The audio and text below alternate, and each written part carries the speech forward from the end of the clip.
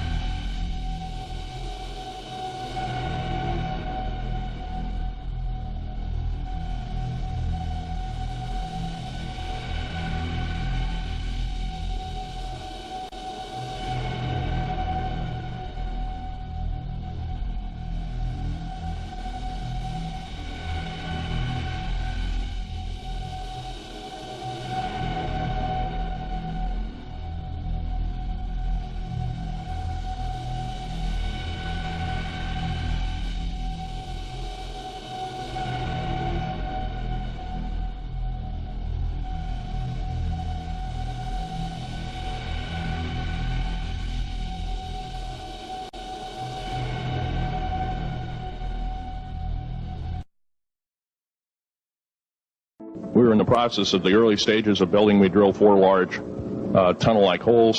Some of them ran 2.5 miles under the surface. A number of the at that time, a number of the original wells or drilling machines that were used were at the rate of 2 miles a day. It was fairly rapid. The equipment kept coming up broken. So we wanted to go down and wanted to send somebody down there, a human observer, or human observers in this case, to find out what was going on. Well, to our total surprise, first of all, the government knew all about it. They didn't tell anybody. When I saw Green Beret and Black Beret people encamped inside of our geologist camp, I knew something was up. The gig was up. First of all, I knew all about the alien agenda. I'll explain that in a few minutes. The large alien grays had been encamped there for, as best as believed possible, about 400 or 500 years. It had been one of their internal bases. And we drilled holes right on top of it. All the stinking air, all the black sooty air came right out as soon as the first hole was sunk, and all this soot came up. And, well, that's when all the hell broke loose, really, all started. Anyway, after we drilled all 4 holes, it took about 2 days to drill all 4 of them. And when you build an underground base, you drill 4 basic holes, and you build called stopes or cross-member holes across, and you use blasting equipment, special blasting equipment by the analyzation of the rock formation, and you literally blast out or tunnel out or deflagrate or melt rock out to build the large rooms that are required for this underground base. Well, in this process, I was lowered down the basket of one of these holes, and about from me to this elderly woman here in the front was sitting a 7-foot-tall alien gray. The stench was worse than the worst garbage can you can imagine. The person or the entity was absolutely horrible. I didn't waste any time. I reached for my pistol. At that time, as an engineer, I didn't have time to carry all the Folderol of one of these big submachine guns that all the sea spray and the yellow fruit and all the outer perimeter and inner perimeter security people carried. I carried a little Walther PPK pistol with a 9-shot clip. This was in late August of 1979. Now, you got a regular suit of clothes, you got a regular clothes on, plus you're in almost like a spacesuit environment, and you're reaching for a gun. It's not the easiest thing to do, and then to pop a clip in it and start shooting. And I killed 2 of them. Yes, they're mortal, and they do die. However, in the process, one of them did this. All I remember is that he just kind of waved his hand in front of his chest, and the next thing I know, this blue beam hit me and just literally opened me up like a fish, and burnt my fingers right off of me. And it was some form of electrical force, because the kind of like being hit by a lightning bolt burned all my toenails off of me, completely crispy crittered my left foot, burnt the shoe right off of me. All I remember is the smoking remains, and I'm still conscious, but in and out of, I didn't remember much. And there was a Green Beret that was right behind me that risked his life. In fact, he died. But he risked his life. He shoved me back in the basket and hit the button and took me up. And I wouldn't be alive talking to you today if it wasn't for him. I'm forever indebted. He lost his life. 66 Secret Service agents, Green Berets, Black Berets, crack troops lost their lives because the government, our United States government, lied, did not tell us anything about the alien threat. There's a war underneath there, and I'm talking dead serious. It's been going on since that time. Since late August of 1979, our military, the Russian military, basically the militaries of the world, have been in constant conflict with the outer space alien.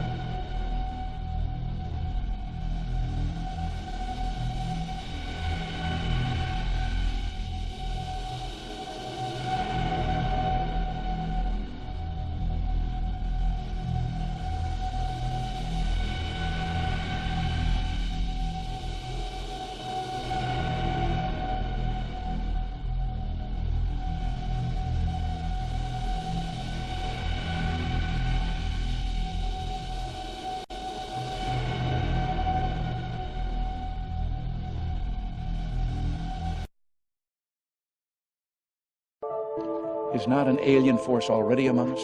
It's already among us. It's already among us. It's already among us.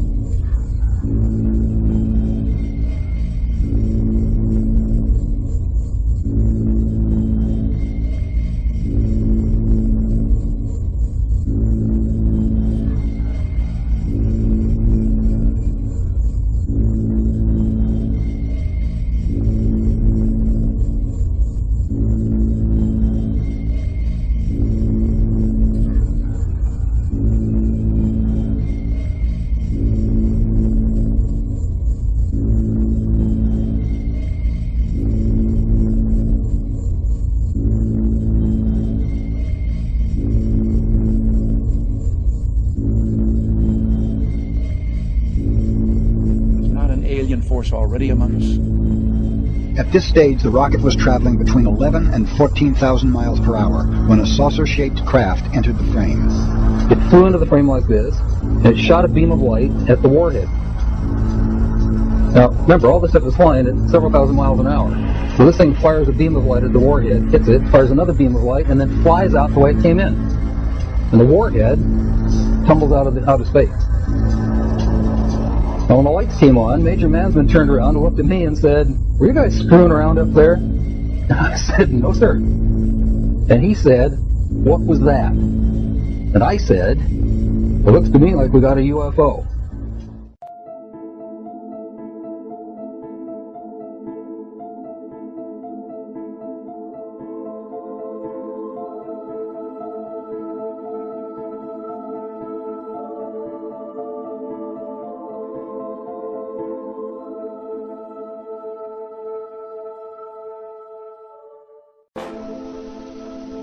The live alien that had been taken from the 1949 Roswell crash was called EB. It was short for extraterrestrial biological entity, and all aliens are not called EB. EB had a tendency to lie, and for over a year would give only the desired answers to questions asked.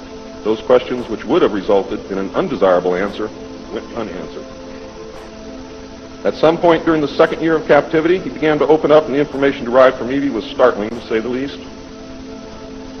And this compilation of his revelations became the foundation of what would later be finished, called the Yellow Book. Photographs were taken of EB, which among others, I and Bill English were to view years later in Grudge 13. Why do they keep the aliens in a Faraday-shielded environment? Because they have a tendency to disappear right through walls. And if you can prevent the transmission of electromagnetic energy, you can stop them from doing it. If you can prevent the transmission of electromagnetic energy, you can stop them from doing it. In late 1951, EB became ill. Medical personnel had been unable to determine the cause of EB's illness and had no background from which to draw. EB's system was chlorophyll-based, and he processed food into energy much the same as plants. Waste material was excreted almost exactly the same as plants. It was decided that an expert in botany was called for. A botanist, Dr. Guillermo Mendoza, was brought in to try and help him recover. Those of you who have been looking for him on medical lists will not find him there. He was a PhD in botany. Dr. Mendoza worked to save EB until mid-1952 when EB died. Dr. Mendoza eventually, according to the information that I read, became the expert on at least this type of alien biology. In a futile attempt to save EB and to try and gain favor with this technological superior alien race, the United States began broadcasting a call for help early in 1952 into the vast regions of space. If you know they're better than you, and if you know they can lick you, you better try and be friends with them. And that's what this effort was all about.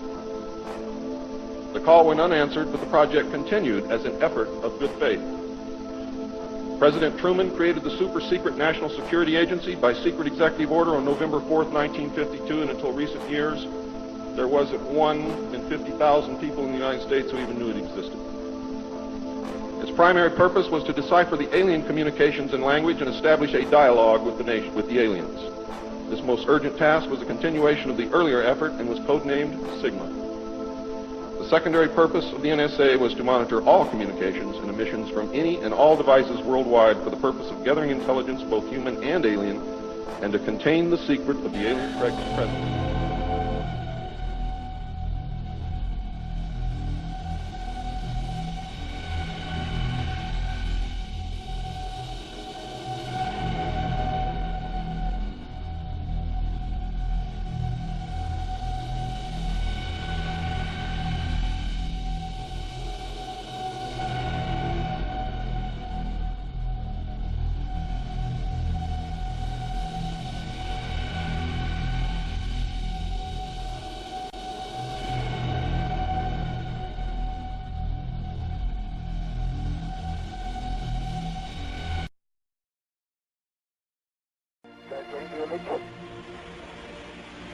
Copy that.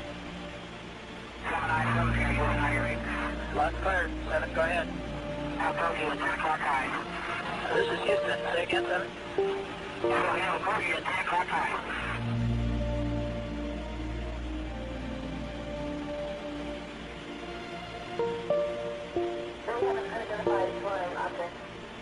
I'll advise it appears to be tumbling.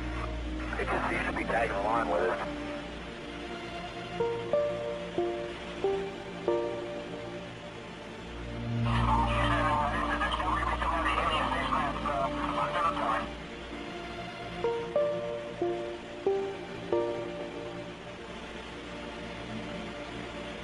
Hey, Houston, we got somebody out the front window with a pair of binoculars and a zoom lens. We're trying to get a pretty good idea on this thing. Let me copy that.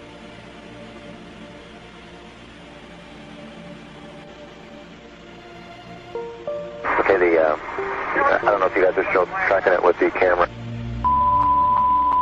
Flight Max. Go. We just lost tire pressure on left outboard and left inboard, both tires. FYI, I've just lost 4 separate temperatures.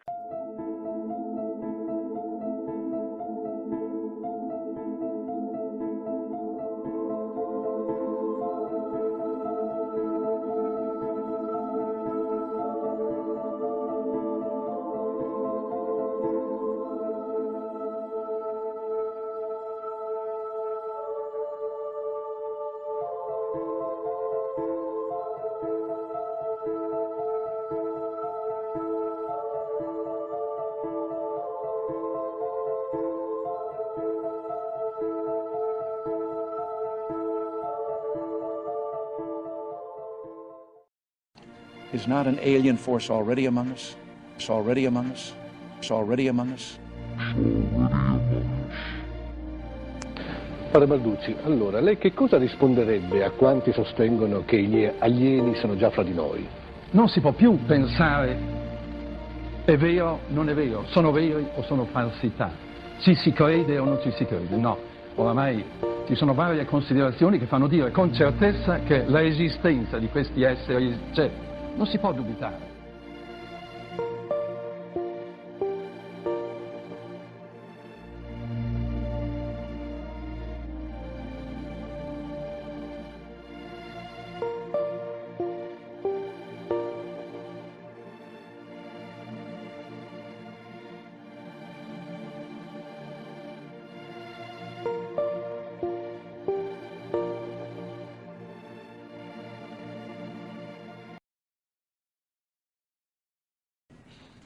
Perhaps we need some outside universal threat to make us recognize this common bound. I occasionally think how quickly our differences worldwide would vanish if we were facing an alien threat from outside this world. And yet, I ask you, is not an alien force already among us?